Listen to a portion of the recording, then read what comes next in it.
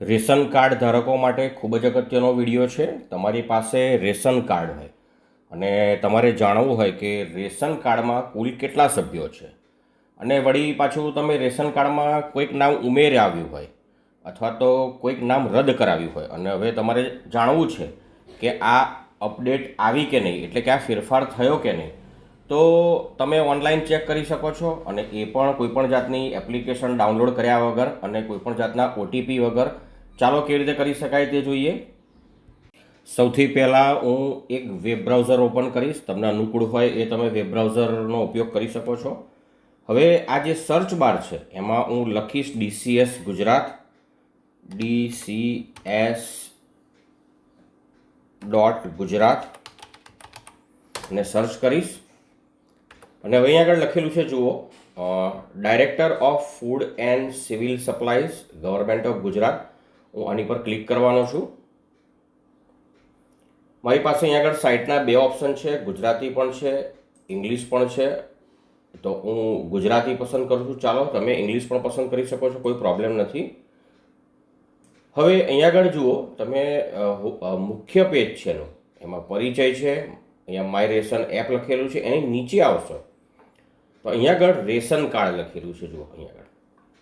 અને એમાં અહીંયા આગળ ત્રીજું ઓપ્શન છે, તમારા રેશન કાર્ડ વિગતોની ઓનલાઈન તપાસ ખાતરી કરો. તો હું આની પર ક્લિક કરવાનો છું.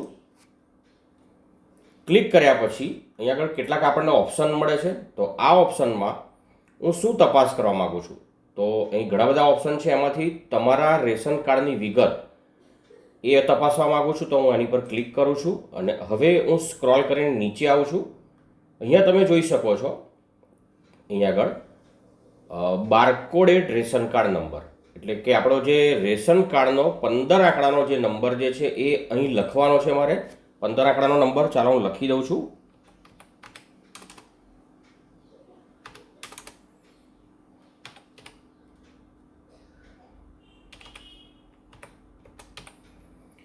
એની નીચે કેપ્ચા કોડ અહીં જે મને દેખાય છે એ લખી દઉં છું હું.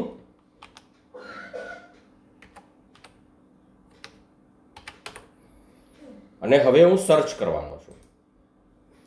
સર્ચ કરીશ એટલે બરાબર નીચે જુઓ, અને નીચે એ મારી પાસે રેશન કાર્ડની વિગત આવી ગઈ છે આજની સ્થિતિએ, જે દિવસે તમે તપાસો છો એ દિવસની સ્થિતિએ.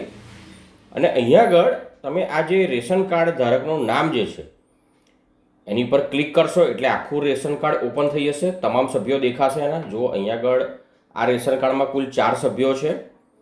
કોણ મેલ છે, કોણ ફિમેલ છે, એમની ઉંમર, એમના આખા નામ. તો આ રીતે તમે રેશન કાર્ડની જે વિગતો જે છે એ ઓનલાઈન તપાસી શકો છો.